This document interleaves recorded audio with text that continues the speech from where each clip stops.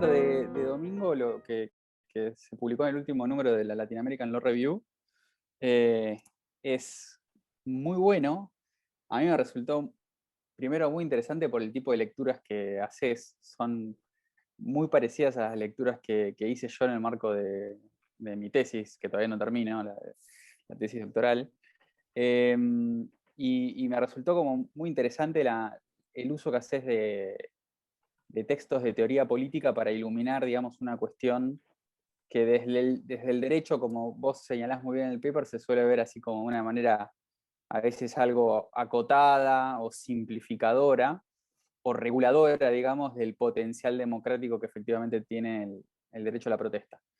Yo cuando lo empecé a leer, en realidad no, cuando vi el abstract, imaginé que el paper quizás estaba motivado o inspirado en el último ciclo de protestas en Chile que derivó, digamos, en el proceso ahora, el proceso constituyente. Y luego leyendo el paper me dio la sensación que no, o sea, que te inspiraste en ciclos de protesta en Chile, pero no necesariamente el último, lo cual tiene mucho sentido considerando que el artículo ya se publicó y que seguramente fue enviado hace mucho tiempo, como suele ocurrir con las publicaciones académicas. Así que esa es una primera cuestión que yo después te quería consultar.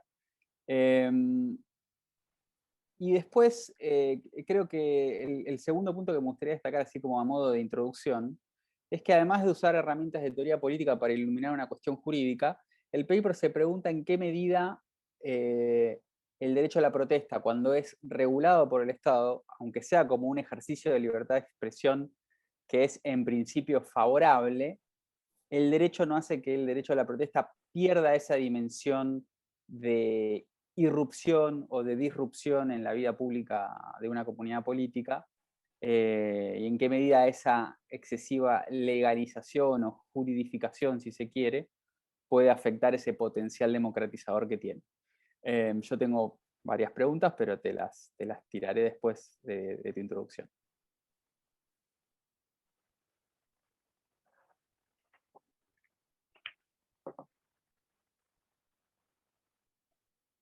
Súper. Y bueno, gracias Ramiro de nuevo por la invitación y el CELE. Un poco de contexto. Es cierto que el trabajo está en alguna medida inspirado por algunos eventos que han venido ocurriendo acá en Chile, ¿no? Sobre todo protestas de dos grandes ciclos de las protestas estudiantiles, 2006 primero y 2010-2011 después. Pero por supuesto podemos hablar del último ciclo de protestas, ¿no? Que acá hemos denominado estallido social, y voy a decir dos cositas sobre eso en una presentación muy breve, ¿no? A ver, yo quisiera partir diciendo lo siguiente. Yo trabajo en una facultad de Derecho, y por lo tanto lo que trato de hacer, y esto es un objetivo bien honesto, yo creo, ¿no? Del trabajo y de la conversación que a mí me interesa tener también, trato de buscarle, quizás un poco influenciado por los trabajos del mismo Roberto Gargarella, uh, alguna forma de colaboración al derecho. O sea, yo me resisto en alguna medida a pensar que el derecho sea solamente manifestación de una suerte así como de vulgarismo antiestatal, que todo lo que el derecho hace es siempre, ¿no? Seguir dándole a los oprimidos, a los grupos desaventajados y a los grupos sociales en condición de marginalidad. Y todavía creo que el derecho abre algunas grietas para que se pueda, hasta donde es posible, y a veces eso no es mucho, ¿no? Pero hasta donde se pueda tratar de ocuparlo y utilizarlo para promover cambios sociales o algunas formas de reconocimiento, por no mínimas que sean algunas veces o por extendidas que sean en otro. Entonces, a pesar de que a veces el trabajo yo después lo releí, ¿no? Tiene como un tono muy crítico del derecho, la verdad es que estoy tratando de pensar cómo reivindicar al derecho y cómo tratar de salvarlo, ¿no? En este tipo de materias, donde deambula medio filo entre lo jurídico y, como tú dices, lo político. Y en ese sentido, entonces, lo que yo diría es lo siguiente. Yo trato entonces de reivindicar el derecho a la protesta. Como ustedes bien saben, libertad de expresión y derecho de reunión son ahí dos pilares fundamentales para darle forma a esta suerte de derecho constitucional a la protesta. Y a mí una de las razones por las que me parece tan interesante discutir la protección de la protesta en particular, dice relación con que, claro, la protesta sirve para muchos propósitos, pero me parece a mí que tiene uno que es crucial y que merece una particular protección, que es cómo la protesta sirve, y aquí yo creo que nuestros trabajos se acoplan en alguna medida, cómo la protesta sirve para que la ciudadanía o el pueblo pueda presentar sus lecturas populares o culturales de la Constitución. Eh, Aunque no estén leyendo la Constitución, el texto propiamente tal, ¿no? Sino que tomando una forma, a mí siempre acá en Chile, quizás una academia algo más formal en algún sentido, me cuestionaban, ¿no? Bueno, ¿cuál es tu concepto operativo de Constitución? No, yo estoy pensando más bien en una forma de definición amplia, amplísima de Constitución, ¿no? Tachnet dice lo constitucional es aquello que más le parece relevante a la ciudadanía. Y eso es dinámico, va cambiando, a veces encuentra un correlato en las palabras mismas de la Constitución, a veces fuera de la Constitución. Y la protesta me parece que lo que hace, permite entonces que la ciudadanía utilice las calles, ¿no? Y el concierto en las calles como una herramienta de negociación de significados constitucionales, ¿no? Me parece que los estudiantes y las estudiantes en Chile en alguna medida hicieron eso, cuando salen a las calles, aunque tengan o no el texto de la Constitución en la mente o al frente, ¿no? Lo que hacían era, al demandar lo que demandaban, una nueva reconfiguración del sistema educacional chileno, era en alguna medida tensionar lo que hasta entonces había sido una comprensión prácticamente incuestionable en Chile, y es que algunos establecimientos educacionales, no los públicos, ¿no? Pero algunos los con financiación pública y desde luego los privatizados, podrían administrarse como quien, digamos, así, administra un almacén, ¿no? Con fines de lucro.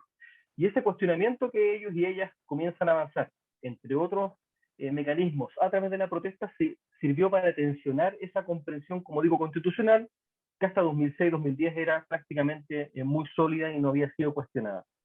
Ahora, por una parte, yo tembló, no lo sentí, Claudio. Creo que estoy medio acostumbrado, ¿no? Eh, entonces, claro, me parece que por una parte, ¿no? El derecho protegió esas formas de manifestación. Hay unas sentencias medias tangenciales pero interesantes. Por ejemplo, estudiantes que eran expulsados de sus colegios porque habían participado de la protesta y las cortes que declaraban nulos, ¿no? Esas expulsiones sobre la base de que se trataba, en algunos casos lo dijeron, ¿no? De formas de participación democrática que debían alentarse particularmente tratándose de, como fue en 2006, ¿no? De niños, niñas y adolescentes. Entonces, en alguna parte el derecho protege, ¿no? Estas apariciones públicas, pero por otra, y esto es lo propio del derecho, y lo sabemos, ¿no? Yo digo que funciona el derecho como el Estado, un poco como amigo y enemigo, a veces nos da una mano, a veces nos da un palo, pero por otro lado el derecho también aparece regulando y a veces excesivamente el ejercicio de este derecho a la protesta. Y ahí quizás una primera pregunta eh, que es por qué el derecho ha venido progresivamente reconociendo, bueno, la sociología lo tiene muy claro, ¿no? Pero el derecho ha venido progresivamente reconociendo, blindando constitucionalmente el derecho a la protesta. Y ahí mi primera intuición, como yo lo digo un poco ahí recogiendo algunas sentencias chilenas, lo hace porque entiende que hay otras formas que son hoy día sí, más disruptivas, como las tomas de establecimientos educacionales, que efectivamente le preocupan mucho más al derecho, entonces está dispuesto a conceder, ¿no? Este reconocimiento del derecho a la protesta.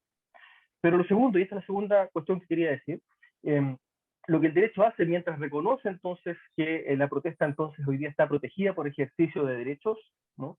Es que lo propio del derecho comienza a regular, ¿no? Esto es lo que muchas veces hacemos en las facultades de derecho, la naturaleza jurídica, cuáles son los requisitos de ejercicio, cuáles son las condiciones de ejercicio, etcétera. Y eso en el caso del derecho a la protesta no es la excepción, se ha rodeado de estas regulaciones de manera, tiempo y lugar. Respecto a esas regulaciones, me parece a mí que el derecho internacional de los derechos humanos en alguna medida ha comenzado a cambiar. Yo acabo de escribir un capitulito sobre esto para un handbook de pobreza y derecho, ¿no? Pero en alguna medida el derecho internacional de los derechos humanos me parece a mí que le dio la bienvenida a estas regulaciones, porque las concibió como un espacio que permitía la negociación, ¿no? El nuevo manejo negociado de las protestas, como un espacio de negociación entre autoridades administrativas, policiales y quienes protestaban.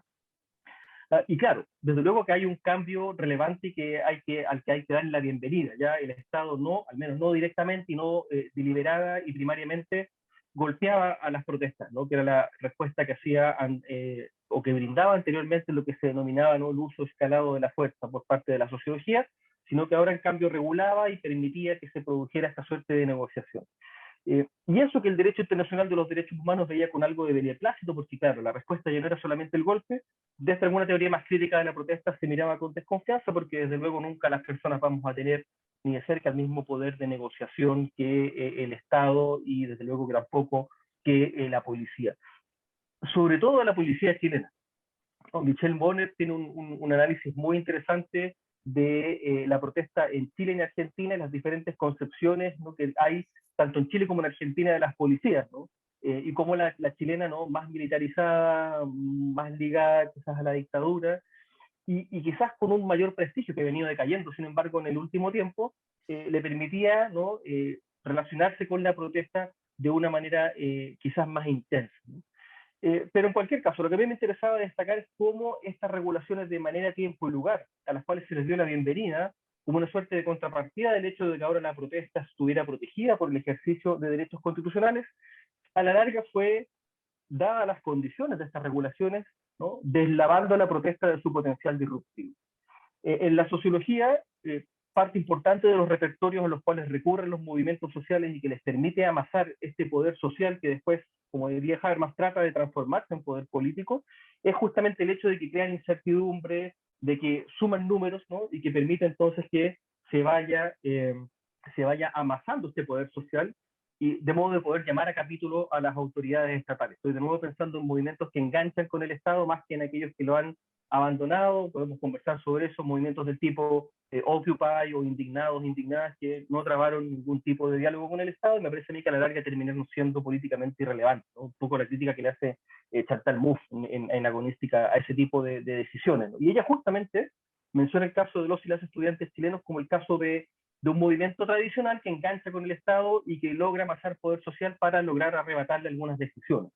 Pero claro, cuando el derecho aparece y con las regulaciones, movimiento, tiempo, lugar, rodea finalmente el ejercicio de la protesta, termina deslavando, me parece a mí, ese carácter disruptivo de la protesta, porque hoy día, al menos las que se verifican en condiciones de legalidad, digamos, estricta, bueno, sabemos cuándo van a ocurrir, en qué horas van a ocurrir y más o menos quiénes van a participar.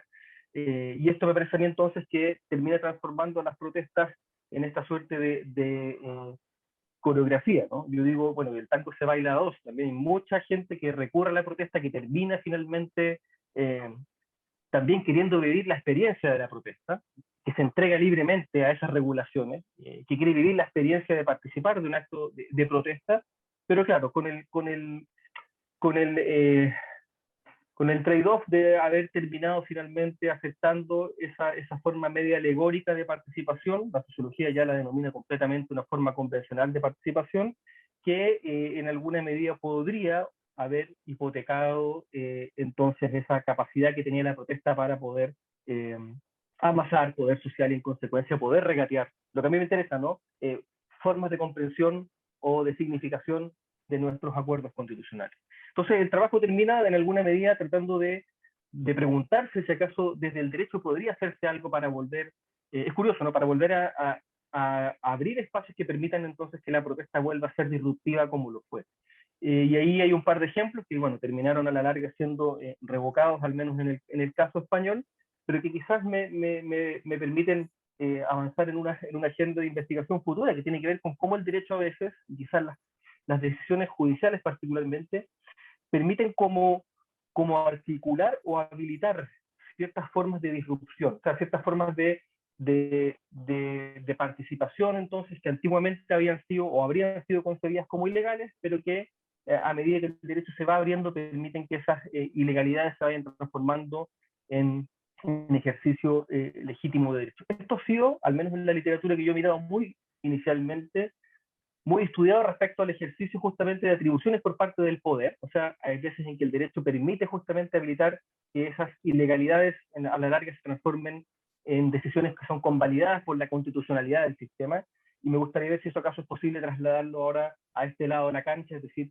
a la cancha de la ciudadanía, ¿no? Si el derecho podría entonces, como digo, a través de esas habilitaciones de ciertas rupturas o ilegalidades, ir tratando de que la protesta recobre un poco vigor, ¿no? Y ese potencial que tenía para poder amasar poder social. Yo sé que esto es visto por la sociología, porque lo he conversado con gente acá, como un paso naif, algo peligroso, pero yo digo, bueno, trato un poco de ser cierto, ¿no? Si me permite, así como a los critical legal studies en algún momento les dijeron, bueno, pero ¿qué haces en una facultad de Derecho? ¿No? Que es muy fácil estar en una facultad de Derecho para decir que cada nada funciona y que todo es pura dominación y pura política.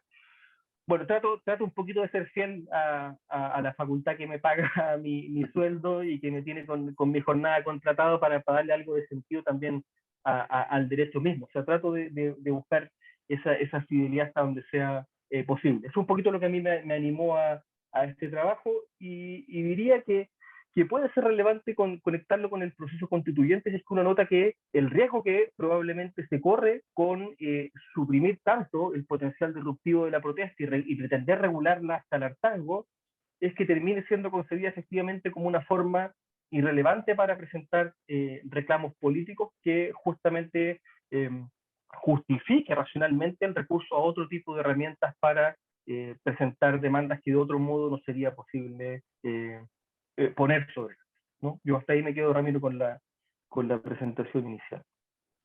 Excelente, gracias Domingo. Bueno, abro a preguntas.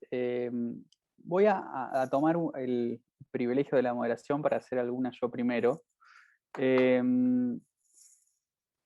Hay algo, o sea, una de las dimensiones que me gustó muchísimo del paper y del cual aprendí mucho es cierta corriente jurisprudencial que has identificado, o mejor dicho, precedentes interesantes que has identificado de los últimos años en relación al derecho a la protesta que yo, la verdad, ya había perdido de órbita. Hace bastante que no miro el tema. La última vez debe haber sido hace un poco más de 6 años para una colaboración que hice justamente con Roberto sobre el tema, que estuvimos viendo a ver qué pasaba en decisiones judiciales en el mundo, y lo que noté así como una primera cuestión es que has encontrado muchas decisiones, digamos, judiciales que tienden justamente a resguardar el derecho a la protesta frente a, supongo, como en el caso español que mencionas, eh, digamos, cuestionamientos o ataques que buscaban penalizar la participación o que buscaban, sí, de alguna manera castigar la participación en ese acto, y cuando llega la instancia decisiva el Poder Judicial lo toma y dice, no, acá hay algo, digamos, importante. Así que esa es una dimensión que me interesaba destacar. Y en esa línea, digamos, eh, se me ocurre que quizás digamos, o sea, puede ser, corregir si me equivoco, pero entiendo que una de tus hipótesis de trabajo es que el derecho al reconocer esas instancias de legalidad eh, está de alguna manera limitando o restringiendo la capacidad disruptiva, porque el derecho a aceptar al derecho a la protesta como algo legítimo dentro de la democracia siempre retiene, digamos, el poder de decir cuándo no es legítimo. Y esa es como una facultad, digamos, semidiscrecional que el derecho puede tener, que le permite a un tribunal en Chile, por ejemplo, decir, no, las protestas en las calles están bien, las tomas de los colegios están mal. O sea, sigue teniendo el derecho esa capacidad de abrir o cerrar la canilla de qué es legítimo y qué es ilegítimo respecto de una práctica que esencialmente, para ser efectiva en los términos que la planteás, tiene que tener algún grado de disrupción, porque si no tiene ningún grado de disrupción se convierte en algo rutinario, eh, que es, me parece, lo que ocurre también en otros países. Yo, por ejemplo, para tratar de hacer un poco investigación comparada en vivo, en Argentina nosotros lo que tenemos es una situación bastante distinta. No tenemos esa regulación legal de permisos previos, aviso, etcétera. Y si existe, te digo la verdad, creo que nadie la usa y no se aplica. Pero a la vez tenemos un fenómeno de rutinización, no sé si es una palabra que existe, pero hemos hecho de la protesta una rutina. Y eso no está necesariamente mal, pero ciertamente le ha quitado poder disruptivo, especialmente de interpelación a las autoridades. Hoy en día, al menos en la ciudad de Buenos Aires, las protestas son percibidas como un problema de tráfico, digamos, más que como instancia de participación ciudadana y de reclamo de derechos que sirve para negociar con las autoridades distintas cuestiones vinculadas a transferencias de bienes y servicios del Estado hacia los grupos sociales más vulnerables, pero poco más que eso. O sea, también hubo un proceso, digamos, de rutinización por fuera del derecho, donde el derecho no ejerció ese rol de domesticación, digamos, del acto de protesta, pero sin embargo existe una domesticación por otras vías, digamos. Perdón, toda esta introducción es para hacerte la siguiente pregunta. ¿Cómo ves al último proceso de protestas en Chile en relación, digamos, a los estándares legales que vos habías identificado y que estarían vigentes actualmente? Digamos, estos criterios de la protesta en la calle es legítima. ¿Ha habido casos de que se haya deslegitimado alguna acción en particular? En fin, quería preguntarte un poco sobre tu punto de vista sobre los últimos eventos, especialmente del año pasado para acá. No, del año pasado para acá.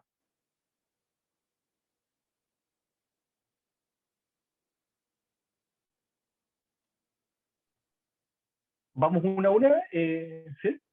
Dale. Bueno, gracias Ramiro. Fíjate que en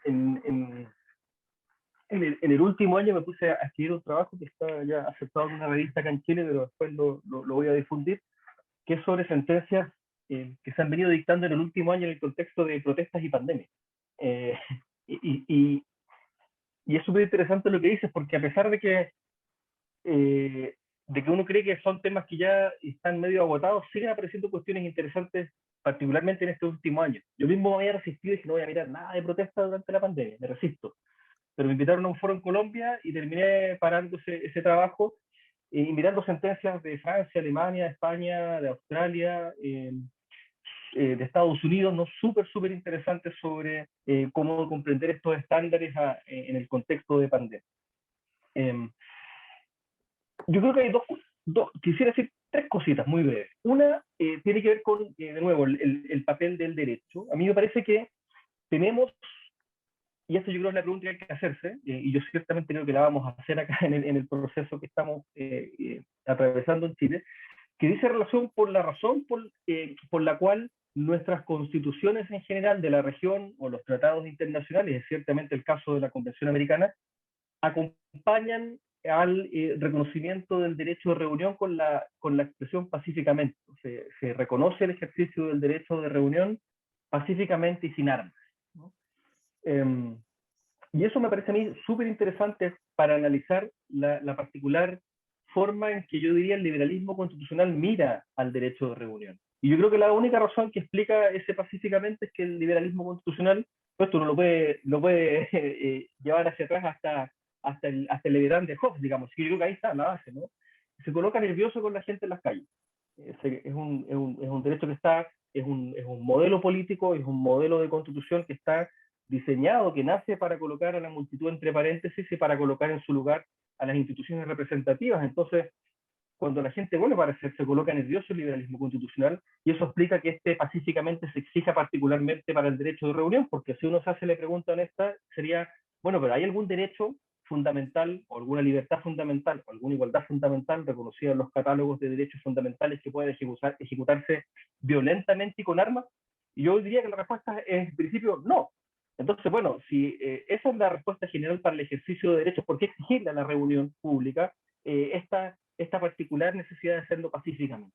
Y en el derecho, ese pacíficamente, lamentablemente, se ha prestado para hacer interpretaciones particularmente restrictivas del ejercicio del derecho de reunión, porque allí solo se ha abierto espacio para discrecionalidad, bueno, desde luego legislativa, pero sobre todo administrativa y policial.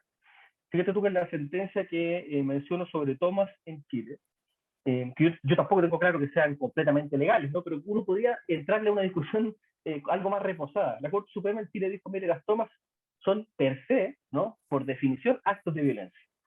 Y uno podría decir, bueno, es que quizás no siempre son formas de violencia. Imagínense ustedes que es un reclamo muy sentido por una comunidad educacional. Pensemos en una posición de derechas, ¿no? Se cometió un delito, entonces la comunidad educacional para sus funciones y se toma el establecimiento para reclamar por la falta de protección policial en el entorno de ese establecimiento. Entonces, cierra el establecimiento con candado, pero es una decisión que se votó unánimemente por profesoras, profesores, administrativos, estudiantes.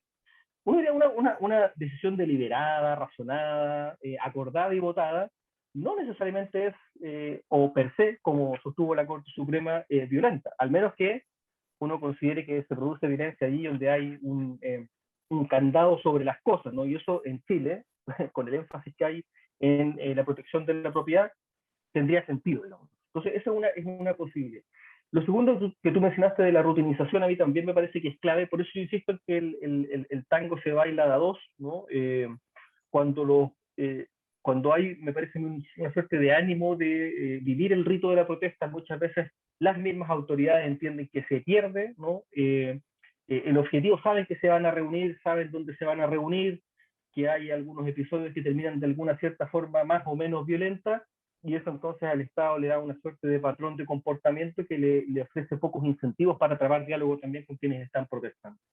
Pero por otro lado, es súper interesante cómo a pesar de que eso podría terminar deslavando el carácter disruptivo de una aparición, ¿no?, de protesta, quizás a la larga termina así llevando igual a las autoridades a tener que tomar alguna decisión. Acá en Chile se lo menciono porque se trabó esa discusión a propósito del uso prolongado todos los viernes de la ex, ¿no?, Plaza Italia, hoy día Plaza Dignidad, que terminó siendo con el monumento removido de ahí. Hoy día hay un cerco de concreto y metal, muy lindo, ¿no?, que un cubo de metal que está en el medio, en la zona, digamos, cero de Santiago, que impide el acceso. Esto es lo que terminó haciendo la autoridad.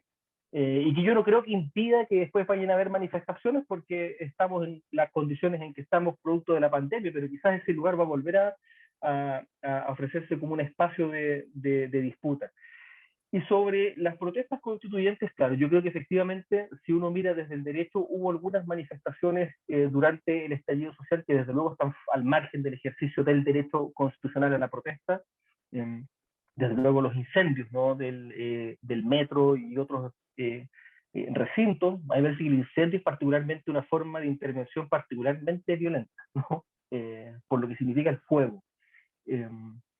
Pero yo la pregunta que me haría ahí es cuánta responsabilidad también le cabe al Estado de haber ido cerrando los espacios de deliberación y de haber ido contorneando el ejercicio, entre otros, del derecho a la protesta. O sea, a mí me parece que hay muy buenas razones para que quienes protestan se mantengan jugando dentro de las reglas del juego, y esto es aceptando entonces estas regulaciones de manera, tiempo y lugar, y tratando de lidiar con ellas, a ver cómo las estiramos para que esas disrupciones igual aparezcan, porque yo creo que igual aparecen finalmente, ¿no?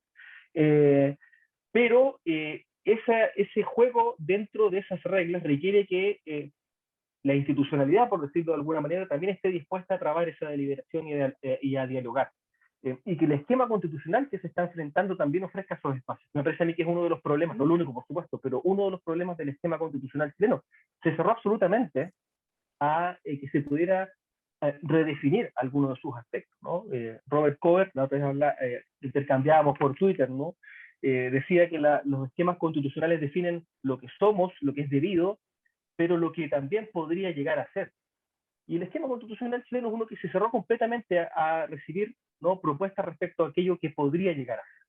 Y cuando eso ocurre, ¿no?, Balkin dice, bueno, dejamos de tener fe en el sistema y tenemos dos posibilidades: o caemos en la idolatría y seguimos jugando el juego de la protesta rutinizada con la esperanza de que algo va a cambiar, pero que nunca va a cambiar, o uno salta a el ejercicio de redefinición de esas reglas. Y ahí yo diría, claro, difícil terminar mirando esos incendios con lo violento que pueden haber sido solamente bajo el prisma legal y legal, ¿no? Podría pensar que en momentos de definición constituyente hay un cierto ámbito de alegalidad, y hoy día justamente uno de los desafíos que estamos teniendo es ese. No sé si a Claudio, que lo veo acá, o Juan Carlos, quizás tiene la misma impresión, pero hay, por ejemplo, una propuesta de proyecto de ley que busca o amnistiar o indultar generalmente a aquellos que han sido perseguidos criminalmente por eventuales delitos que se cometieron durante el estallido. Y es una discusión, me parece interesantísima, porque tiene que ver justamente con lo que yo decía antes. En ese caso el derecho se presta para tener estas discusiones, que yo creo que la tiene, ¿no? Es un contexto en que fueron delitos comunes, yo creo que no, porque el hecho de que termine con un proceso constituyente, creo yo que retrospectivamente nos tiene que empujar a reanalizar lo que pasó en esos incendios, ¿no? Pero quizás ahí hay una habilitación para entrarle a esa discusión. Pero yo diría eso, Ramiro, o sea, como cerrar demasiado las válvulas termina empujando finalmente a la ciudadanía a tomar caminos diferentes, ¿no? Cuando ve que sus vías están cerradas o que las vías abiertas no generan ningún impacto. Gracias, Domingo. Si les parece, tomamos un par de preguntas. Agus creo que bajó la mano, así que que no le doy la palabra. Pero está Manuel Larrondo, y te leo acá una pregunta que hace Cristiana en el chat, que básicamente es la pregunta sobre cómo encuadrar el deber del Estado de proteger derechos de terceros y el orden público durante una movilización frente a la postura de no regulación y más espontaneidad. Es decir, cómo hacer que el Estado pueda balancear, si se quiere. Típicamente en nuestro país es el derecho al libre tránsito con el derecho de las personas a protestar. Una pregunta general. Y la otra, Manuela, hacela vos, por favor.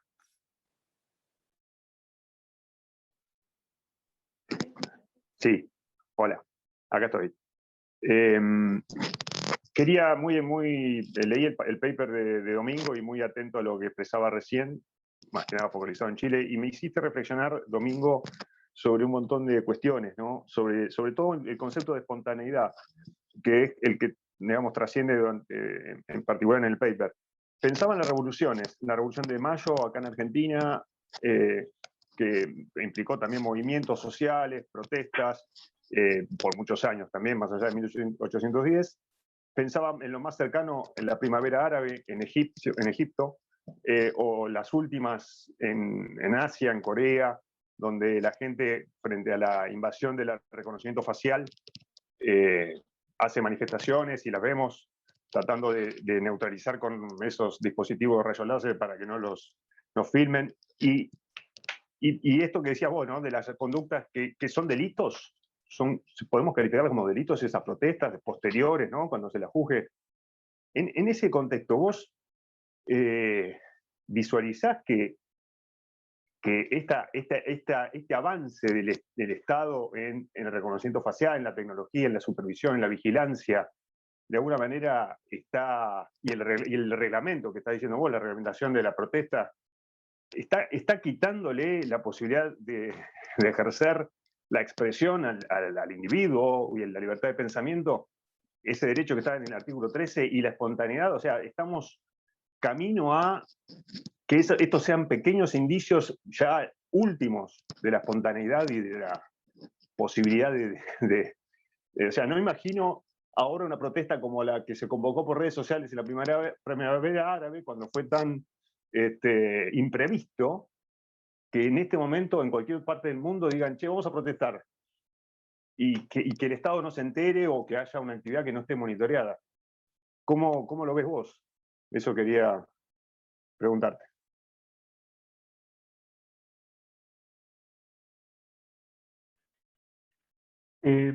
Súper, gracias Manuel. Parto por la pregunta de Manuel y luego voy sobre lo de Cristiana. Yo, o sea, digamos, más que pregunta, que lo tomo como un comentario, Manuel, y lo comparto. Tengo otro trabajo, está en evaluación, no sé cómo le irá a ese, lo discutí con la gente del ITAM hace un año, que es sobre cómo podemos traer el derecho a la privacidad para complementar el ejercicio del derecho a la protesta, ¿no? Y allí lo que un poco, digamos, estoy particularmente interesado con defender, que es algo que se ha venido sancionando en la región también, estoy particularmente interesado en defender allí el uso de las máscaras, ¿no? Como una forma de resguardo del derecho a la protesta. Y no me refiero solamente a las máscaras alegóricas, sino al que acá ya denominamos pasamontañas, ¿no? Porque claro, las máscaras a veces tienen fines expresivos, ¿no? Cuando estaban en prisión, recuerdan ustedes las Pussy Riot, muchos de las protestas que se verificaban frente a las embajadas rusas del mundo, las personas concurrían con los pasamontañas de las Pussy Riots porque era una forma de solidaridad, ¿no? Y esto en los estudios del arte y la protesta está bastante abordado sobre cómo eso va generando una suerte de identidad mundial o identidad común y que también busca en alguna medida, y esto es lo que a mí me interesa de ese enfoque, hacer difícil que el Estado pueda perseguir las responsabilidades de quienes concurren en una protesta, evitando justamente la identificación. Digo esto, Manuel, porque a pesar de que estoy completamente de acuerdo con tu diagnóstico, creo que todavía el derecho nos ofrece, y a veces lo reflexionamos poco, creo yo, ¿no? Pero estas otras vueltas para decir, ok, libertad de expresión, ¿no? Restringida por algo que le voy a decir inmediatamente a Cristiana, que tiene toda la razón, creo yo. Reunión ultra regulada con estos mecanismos. Me parece súper interesante lo que dice Ramiro, ¿no? Es cierto que a veces no completamente se respetan, pero está muy en boga y muy de moda que la mejor forma de regular y proteger el derecho a la protesta es con leyes que vayan creando estos mecanismos de notificación a la autoridad. Bueno, entonces, démosle una vuelta con privacidad. A lo mejor la privacidad nos sirve para que, reclamando privacidad en el espacio público y el derecho a utilizar máscaras, podamos entonces, haciendo caso de todas las demás regulaciones, seguir abriendo algunas formas de detención que permitan que se mantenga ese carácter disruptivo de la protesta, ¿no? Tengo ese trabajo por ahí circulando, a ver cómo le van en las evaluaciones. Pues esto, por supuesto, a mí lo que me parece fascinante es como todo esto ya está archi abordado en la sociología, en los estudios urbanísticos, en el arte, y el derecho va un poquito más atrás. No es que no haya nada, porque hay mucho, sobre todo en Estados Unidos, pero un poquito más atrás en estas discusiones. Y sobre lo que dice Cristiana, quiero partir por la segunda pregunta que está. Es súper interesante porque el Decreto Supremo 1086, fíjense que en Chile lo que regula, el instrumento normativo que regula el ejercicio de la protesta, es un Decreto Supremo dictado en plena dictadura, en 1983, que hasta ahora sigue, ¿no?, allí, porque su discrecionalidad le ha permitido a los gobiernos de todo puño, bueno, digamos de centro, de izquierda y centro derecha y de derecha en Chile, utilizarlos para la represión de la protesta. Pero estoy completamente de acuerdo con que ese es un decreto que trae algunas discusiones, yo creo, en ámbito de la libertad de expresión, porque permite, digamos, reclama que se identifique por dónde se va a transitar, cuánta gente más o menos va a asistir, pero después dice cuál es el objeto de la protesta, de la reunión en lugar de uso público, y quién va a hacer uso de la palabra. Entonces, yo diría que esas son algunas formas de regulaciones que efectivamente, completamente de acuerdo con Cristiana, atentan contra la prohibición de establecer discriminaciones desde el punto de vista que se va a manifestar en una protesta. Y sobre el balance de los intereses que pregunta Cristiana, yo estoy completamente de acuerdo. Esto es lo que en alguna medida el Estado debe hacer cuando se encuentra o se enfrenta a una colisión de derechos fundamentales, pero me parece a mí que por la relevancia que tiene el ejercicio de la libertad de expresión y el derecho de reunión, y aquí yo diría que esta es una suerte de, fíjate, de jurisprudencia más o menos asentada. Ojo, en Alemania, en Brockdorf desde el 85, pero en Uganda, hace cosa de un par de años, ¿no?, para poner dos latitudes, digamos así, del enfoque jurisprudencial, en las que se ha tendido con validar la constitucionalidad de las protestas espontáneas, justamente por la relevancia que tienen para el ejercicio del autogobierno. O sea, yo diría que en ese balanceo entre, aunque claro, por supuesto habría que esperar el caso concreto, ¿no?, pero entre un cierto nivel de desorden que las protestas van a traer de la mano, debiera, ¿no?, triunfar el ejercicio de la libertad de expresión. A pesar de esto, fíjate que en el caso chileno, Cristiana, esto no es tan claro que sea así. En pleno estallido hubo, como ustedes no sé si lo saben, pero fue algo bastante difundido, un número inusitado de lesiones oculares, ¿no? O sea, las fuerzas policiales utilizaban las armas antidisturbios. Sobre estas imágenes hay informes desde Human Rights Watch hasta la Comisión Interamericana de Derechos Humanos. Disparaban directamente a los manifestantes y a las manifestantes. Y esto redundó en un número de lesiones oculares. Fíjese que se ocupó la expresión antes de que pasara cualquier cosa con el COVID, una pandemia de lesiones oculares, ¿no? Números altísimos, más altos que los del conflicto árabe-israelí, de hecho.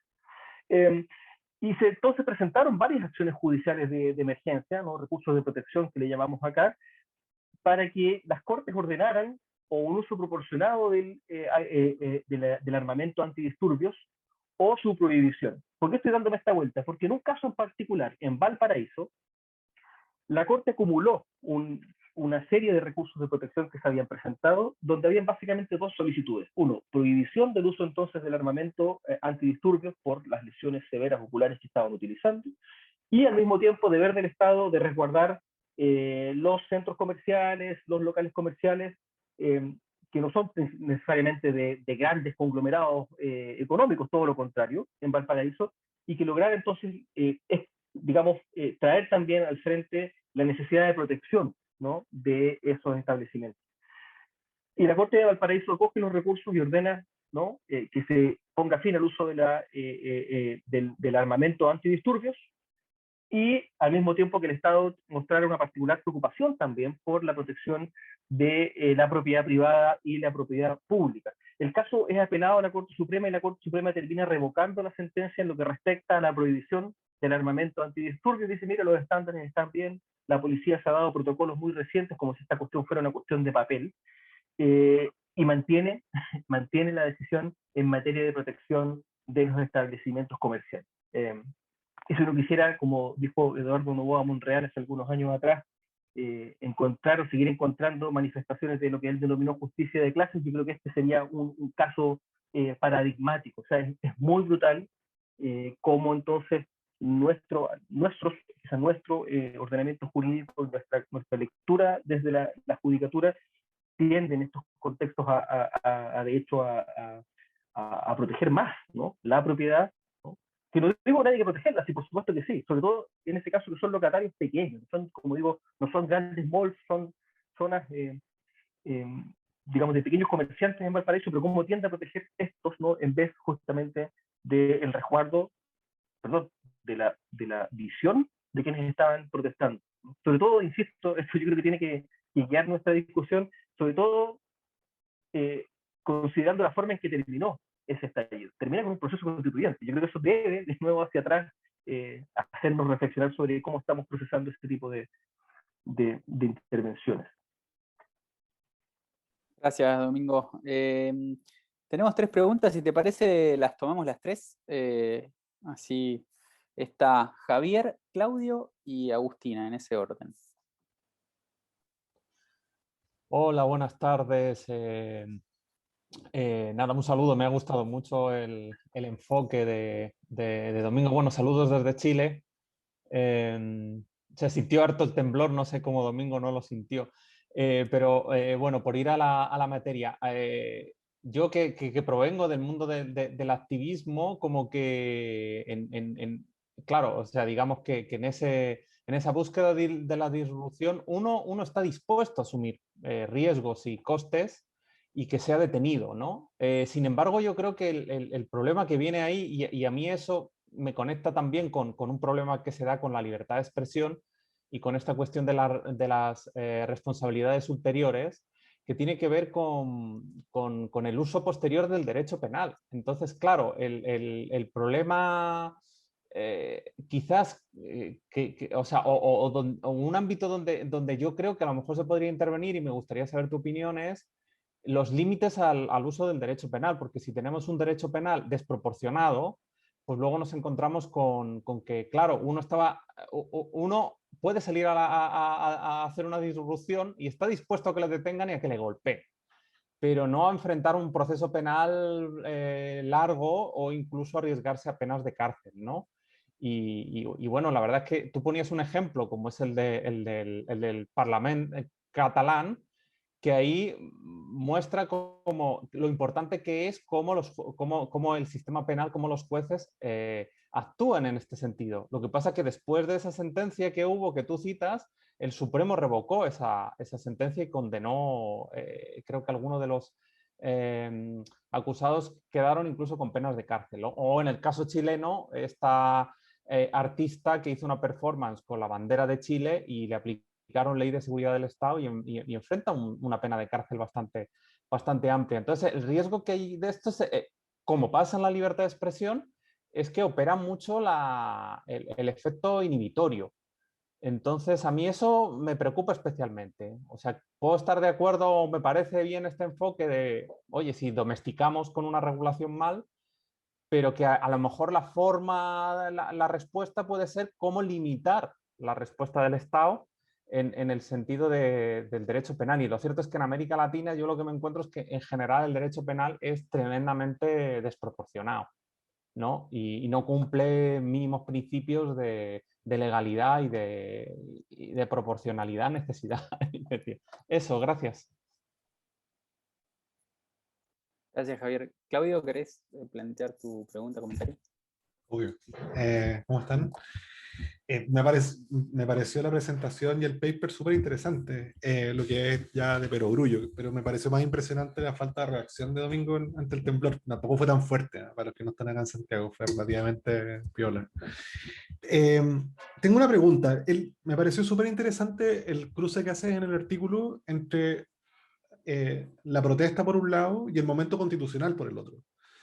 Lo digo porque usualmente en los manuales, digamos, no solemos estar expuestos a momentos constitucionales a la luz de poder evaluar, ¿no?, los derechos fundamentales que tenemos en curso. Y lo que hace en el artículo me parece súper interesante en hacer esa conexión, ¿no?, entre los límites y los contornos de esa protesta social en un contexto, ¿no?, que dio luz a un momento constitucional bien peculiar. Y lo digo porque de alguna, o sea, si me permiten el concepto, esto supone un momento, ¿no?, de legalidad líquida, ¿no?, donde el impacto que tiene la regulación o el derecho, ¿no?, se ve en entredicho y se ve digamos, en tensión. Entonces, en ese contexto, la pregunta que te quería hacer, Domingo, tiene que ver con otra cosa, tiene que ver con que este carácter disruptivo de la protesta y que tiene estas peculiaridades cuando están en un momento constitucional, me parece a mí que también tienen peculiaridades en otros contextos, por ejemplo en contextos digitales. Y lo que estoy pensando en particular es que así como tú señalas que si es que entiendo bien, estos contornos del derecho a la protesta en un momento constitucional tienen que ser mirados con lentes diferentes, me pregunto si es que de la misma forma en la cual, no sé, pues el derecho a la defensa del derecho a la privacidad y por tanto el uso de máscara, o por tanto el uso, digamos, de ciertos elementos que son propios de otro tipo de ejercicio de derechos constitucionales, en el marco del ejercicio, digamos, de la protesta digital, por llamarlo de alguna forma, me pregunto si es que se te ocurre que pueda dar luces también a otro tipo de márgenes, a otro tipo de consideraciones, a otro tipo, digamos, de configuraciones que nos permitan entender mejor un derecho a la protesta que esta vez no está necesariamente vinculado a un momento constitucional, sino que está conectado con un proceso, digamos, de digitalización y tecnologización, digamos, galopante. Eso, gracias. Gracias, Claudio. Agus, ¿querés plantear tu pregunta ahora? Sí, tal vez tenía la duda en plantearlo o no. A mí me pareció particularmente interesante el enfoque en la espontaneidad y la ruptura, la protesta como un movimiento disruptivo, digamos. Y ahí creo que ataría un poco lo que decía Ramiro con lo que decías vos. La protesta, la normalización de la protesta, sea a través del derecho o a través de la práctica recurrente, digamos. Pero identifico distintos tipos de protesta en lo que vos mencionás e incluso en tu paper. Hay protestas de autogobierno, hay protestas de participación ciudadana, donde está claro que el objetivo es la participación ciudadana, el llevar el discurso público o el debate público a las calles, que es súper válido y que lo podemos haber visto, por ejemplo, con el debate de aborto, con debates que se dieron donde la disputa llegó a las calles y adquirió una dimensión determinada, y otras protestas que parten de reclamos de vías institucionales rotas y que surgen a partir de otro tipo de necesidades y otro tipo de intereses. La normalización regulatoria de unas no es lo mismo que la regulación o normalización regulatoria de otras. Digamos, uno podría regular en tiempo, forma y lugar la participación ciudadana. Bueno, los antiaborto van acá, los proaborto van acá, la marcha va acá, la contramarcha va acá, y garantizamos una participación ciudadana y un ejercicio razonable de la libertad de expresión y del derecho de protesta de todos. En esos casos, la espontaneidad no es un factor necesariamente determinante y tampoco no hay tanta disruptividad ahí, digamos. Ahora, hay mucha más espontaneidad y mucha más necesidad de espontaneidad y de disruptividad cuando la protesta proviene de las frustraciones del sistema institucional, digamos, donde existe una falta de espacio institucional de reclamo. Y lo que me pregunto es hasta qué punto, hasta qué punto tu paper me hizo pensar si la normalización de la protesta en definitiva no nos mete en un círculo vicioso donde a falta de respuestas institucionales, encima normalizamos la protesta, la regulamos con hora, tiempo y lugar, la normalizamos absolutamente y no hay ningún incentivo para encontrar una solución institucional que permita romper con el círculo vicioso del que hablaba Ramiro, donde en la ciudad de Buenos Aires tuvimos 415 protestas en 365 días, por ejemplo. Eso por un lado. Y por otro lado, si las habías analizado como protestas separadas y si pensás que pueden regularse de manera separada.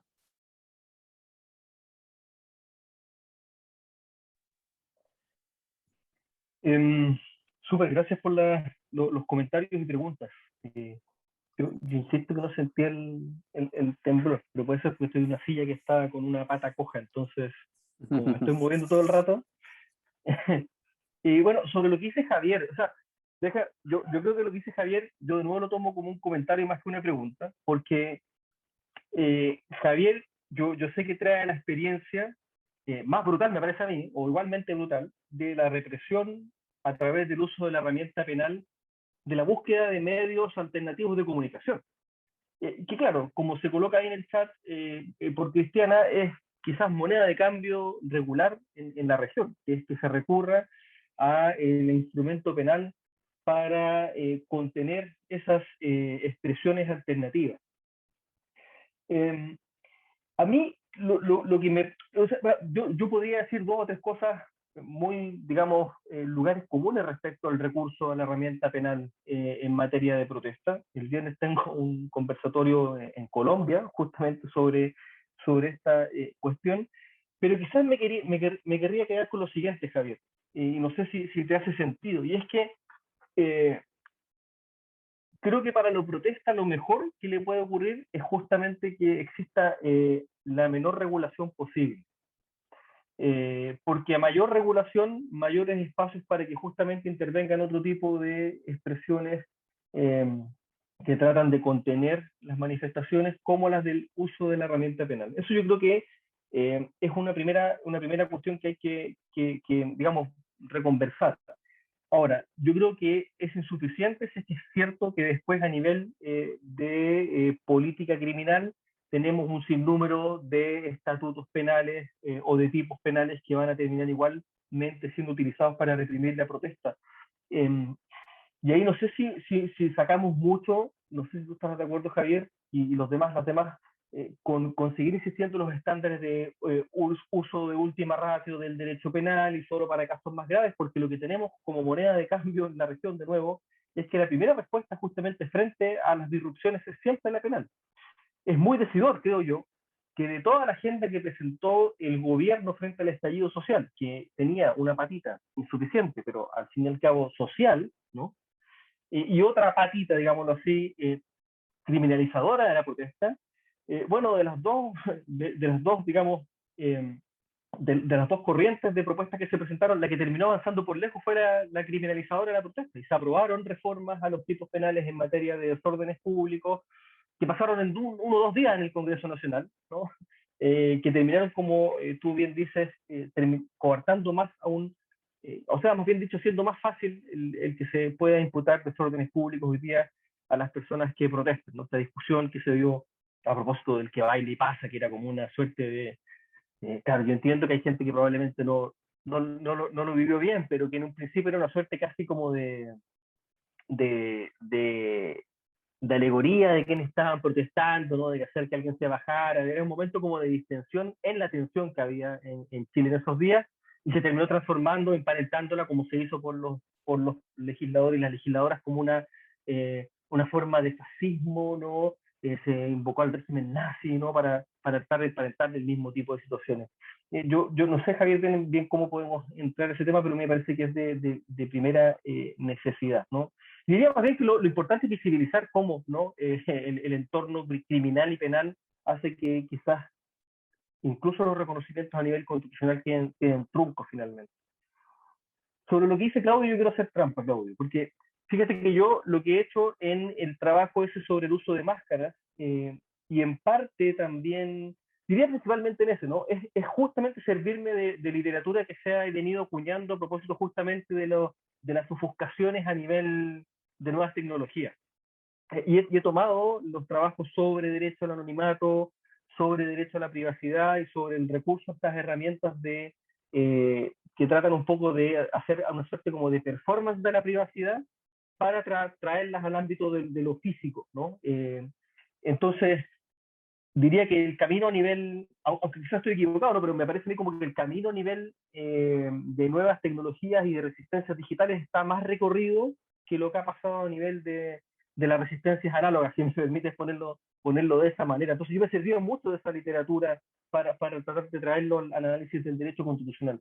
Ahora, sí me parece clave, ¿no? Yo trataba de hacer un poco, creo que de hecho quisiera empujar el camino hacia allá, ¿no? Más que a pensar que debemos tener una forma de legalidad más líquida que nos permita analizar los procesos constituyentes, que eso también debe estar presente, yo diría, en los momentos ordinarios. Yo creo que ese es justamente el énfasis que hay que hacer, como en momentos no constituyentes, o sea, de política ordinaria o regular, hay que preguntarse cómo el derecho puede contribuir a seguir abriendo esos espacios de disrupción. Digo, a riesgo de que si no los hace y seguimos únicamente machacando, como dice Javier, incluso con la respuesta criminal, terminemos cerrando a tal nivel las instancias de participación que después aparecen, como dice Zizek, ¿no? en su forma más abyecta. Yo creo que en el estallido hubo algunas de esas manifestaciones, insisto, con el fuego, pero no es ni de cerca lo peor que podría mostrar, ¿no? La cara de mayor desafección total, ¿no? Como algunos analistas, sin embargo, sí lo decían respecto del estallido,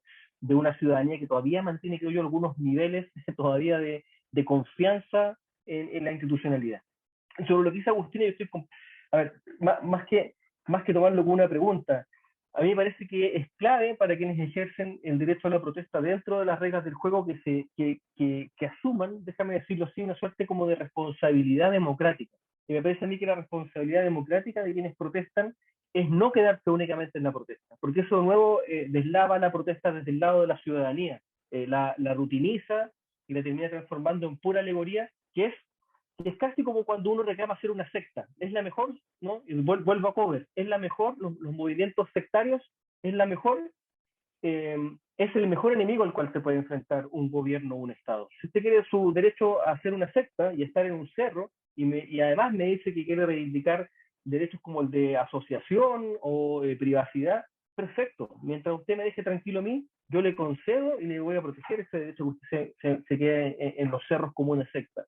Lo que al Estado le va a molestar son los grupos que, como diría Cover, ¿no? Redentores, o sea, los grupos que van a venir a enfrentar al Estado y al gobierno en sus decisiones.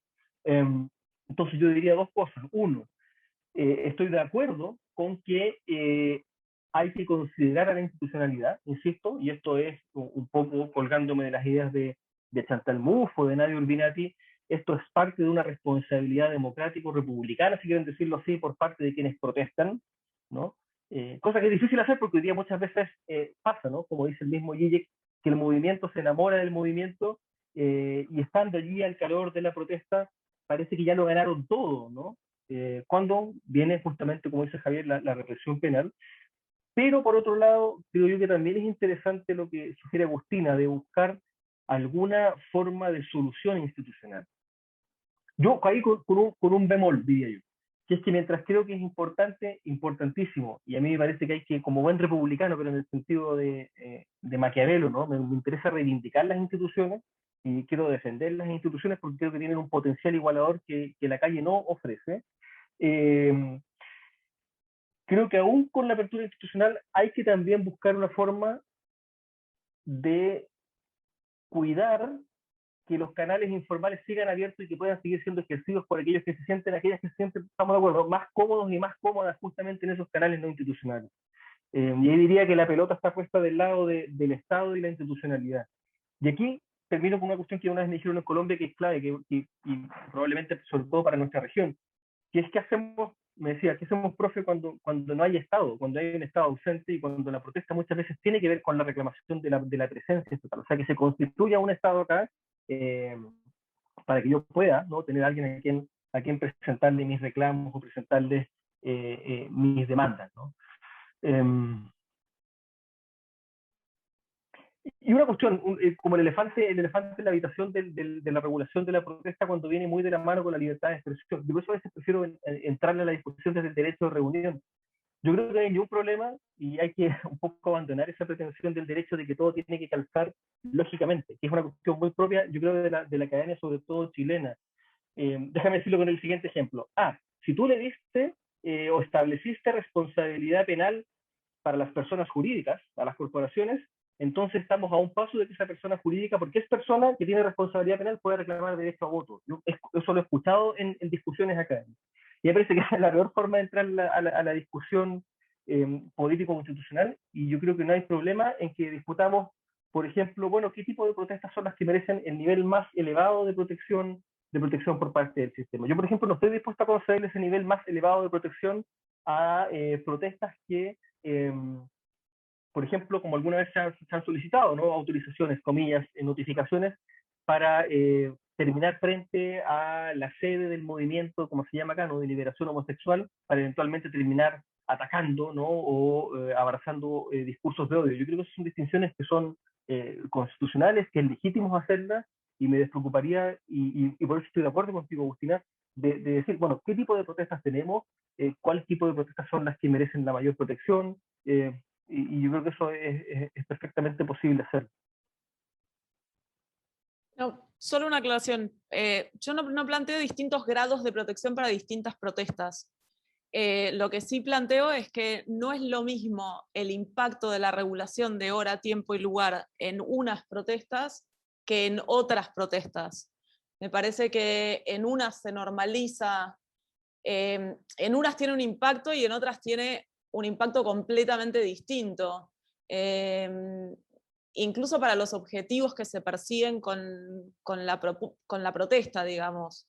Si lo pensamos en términos de reuniones o asociaciones, un festival público en la calle también es una reunión o asociación, que tampoco está limitada en sus objetivos ni en sus fines por una adecuación de hora, tiempo y lugar, y que también se permite. Los carnavales, por ejemplo, están perfectamente regulados en hora, tiempo y lugar, y son manifestaciones públicas, en definitiva. Es de distintas causas, de distintas cosas, manifestaciones culturales, incluso reivindicaciones culturales, que son recontraválidas. Entonces no hablo de una graduación en la protección de esos espacios, sino en quizá pensar, y no sé si esto convenga o no, lo tiré porque es un espacio seguro, digamos, pero en quizás pensar la posibilidad de generarle nuances a un poquito más de granularidad a lo que llamamos protesta. Porque creo que esa normalización regulatoria pega distinto de acuerdo a qué tipo de objetivos persiga, qué tipo de movimiento es y demás. Y coincido con las preocupaciones de Cristiana, con todas las que mencionaba en el chat. Las miro ahora. Yo solo completamente de acuerdo, y de hecho yo creo que la mejor forma de poder entrarle a esa discusión, o sea, yo creo que una alternativa es la de gradualidad, quizás, ¿no? Esa es la expresión adecuada. Pero la otra yo creo que tiene que ver con traer a la mesa también, o tomarse en serio, el principio de igualdad constitucional. O sea, de nuevo, el derecho en su pretendida muchas veces neutralidad termina imponiendo regulaciones de modo general que o terminan afectando más a ciertos grupos o que solo terminan afectando a ciertos grupos. Y eso estamos de acuerdo. Y yo creo que uno podría, eso es lo que digo, ese trabajito sobre pobreza y movilizaciones, que uno debiera la instancia que está adjudicando un caso o la legislatura, uno podría o debiera considerar, si me permiten la expresión, el perfil social de quienes están echando mano a la protesta para ver qué tipo de respuesta legal es la más adecuada y que sea respetuosa del principio de igualdad. Yo creo, por ejemplo, que el derecho internacional de los derechos humanos, revisé varias de las observaciones, las visitas a los estados del relator especial para la protección del derecho de reunión, el mismo comentario general 37, que cuando yo revisé ese artículo estaba todavía en borrador, y me parece que justamente aparecía muy poco esta consideración al principio de igualdad. ¿Quiénes son los que están protestando? Porque no son como los contratos, no A que contrata con B, sino que hay ciertos grupos acá que sabemos que recurren a la protesta cuando no tienen otros canales de participación que estén habilitados. Y yo creo que es digamos, es un principio que requiere un poco, y esto lo tomo de la experiencia sudafricana, de la forma en que ellos y ellas han entendido la razonabilidad, un poco permitiendo que la instancia que va a decidir puede interiorizarse del caso. Para eso me decían, Jackie Dugar, me acuerdo, decía, la razonabilidad no es para que yo, juez o jueza, evalúe cuán razonable es esta política pública, es para que necesito conocer los hechos del caso. Y necesito conocer el perfil social de quienes están hoy día, qué sé yo, tomándose un terreno, porque si los que se están tomando hoy día un terreno fiscal son personas que no tienen dónde ir, bueno, eso es lo que a mí me permite la razonabilidad, entrar a poner los pies en el barro, ¿no? Y yo creo que eso es necesario también hacerlo en la protesta, y a mí se me ocurre, digamos, tratando dentro de los contornos legales, que tomándose el principio de igualdad en serio podría uno tratar de traer esa discusión a la mesa, ¿no? Pero no, yo creo que tiene que ver con esto de que el derecho cree que es todo neutral, todo vago, y entonces, como dijo Jaime Guzmán en las actas de la Comisión de Estudios para la Nueva Constitución de Chile, dijo, bueno, tiene que existir la posibilidad de que se prohíban las reuniones para todos y todas, ¿no? Porque si se prohíben para todos y todas, no hay nadie que esté siendo afectado en particular, ¿no? Gracias, Domingo. ¿Con qué cita terminas? Bueno, no queremos abusar más de tu tiempo. Te queremos agradecer por la charla. Me parece que aprendimos muchísimo de tu mano. Así que esperamos que se repita pronto. No, gracias, Ramiro, por la invitación. No te había puesto cara todavía, y a veces interactuamos bastante por redes sociales, ¿no? Así es que agradecido de la instancia y feliz de participar nuevamente. Hay algunas otras cosas en protestas, como el de privacidad o el de protestas en pandemia, que feliz también de compartir y de conversar. Así que muchas gracias por la instancia, por las reflexiones. Ya me voy con varias ideas para poder seguir trabajando. Así que muy, muy agradecido. Excelente, muchas gracias, Domingo, y gracias a todas y todos por participar. Nos veremos en la próxima reunión, que será aproximadamente en un mes. Nunca tenemos la fecha siempre predefinida, pero apuntamos a que sea más. ¿Lo perdimos? Sí, lo perdimos. Chao a todos y muchas gracias. Nos vemos el próximo mes. Chao, gracias. Chao, Agustina, que estén muy bien. Un gusto verte nuevamente. Igualmente, sigamos en contacto. Eso. Chao, chao. Chao, chao.